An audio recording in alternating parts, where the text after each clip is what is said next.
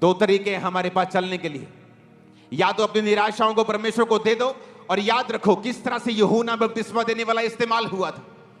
Bible कहती है उसके पेट में, जब मां के पेट में था, तो परमेश्वर की आत्मा ने, उसे दूत ने कहा था कि यह मदिरा कभी ना पिएगा, यह पवित्र आत्मा से परिपूर्ण होगा मां के पेट से ही।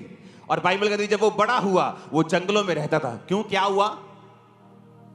क्या वो किसी ट्राइब का नेता था? वो क्या वो आदिवासी था कि जंगलों में रहेगा? बाइबल कहती वो एक आम यहूदी था, लेकिन वो जंगलों में रहा। टिड्डियां वन मधु खाया करता, फलियां खाता था, वन मधु शहद खाता था, जंगलों में रहता था, पार्टी करने नहीं जाता था, क्योंकि उसको मालूम था अगर उसे अभिषेक में बढ़ना है, क्योंकि वो असाइनमेंट जो खुदाबंद ने दी है उसे अभिषेक में भरना पड़ेगा। और अभिषेक में बढ़ने के लिए उसे जंगल में रहना था, उसे अलगताई में रहना था, उसे लोगों से अलग रहना था, समाज से अलग रहना था। जिस तरह परमेश्वर ने कहा तुम संसार में रहते हो पर संसार के नहीं हो, तुम रहते तो इसी संसार में हो, लेकिन संसार के जैसे बातें नहीं कर सकते, उनके जैसे शादियों में नहीं तुम सब काम कर सकते, जो लोग कर सकते तुम नहीं कर सकते, क्योंकि मैंने तुम्हें संसार में से चुन लिया है। और टाइम होता है तैयार होने का।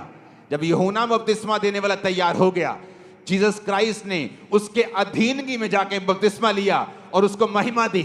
और वही महिमा अगर आप प्रभु के अधीन रह के सामर्थ में बढ़ेंगे, मैं आपके और आपके परिवारों के ऊपर आता हुआ देख रहा हूं। आज यीशु मसीह नासरी के नाम में हर पाप का आत्मा आपकी जिंदगियों से, हर पाप का आत्मा आपकी जिंदगियों से जा रहा है। मैंने कहा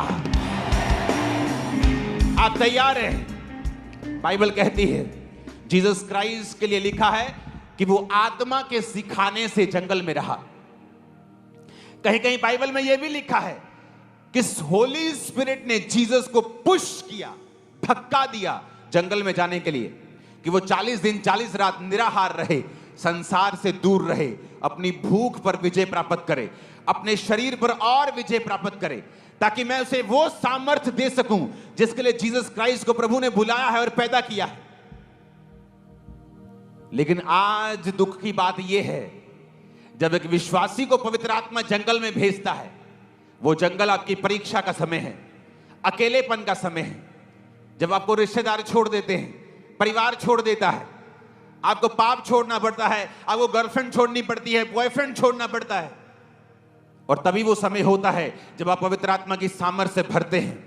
या तो आप संसार को रख सकते हैं या पवित्र आत्मा की सामर्थ्य को रख सकते हैं। संसार को रखेंगे तो बेइज्जती मिलेगी, बीमारियां मिलेंगी, निराशाएं मिलेंगी, कुछ देर का सुख और आनंद दुख मिलेगा। जीसस क्राइस्ट के वचन को रखेंगे तो पहले अकेलापन हो सकता है, बाद में वो महिमा मिलेगी जो आपके परिवारों ने कभी नहीं देखी होगी। और यीशु मसीह नासरी के नाम में वो महिमा को मैं थामरा चर्च के ऊपर आता हुआ देख रहा हूं, आपके लाइफ के ऊपर।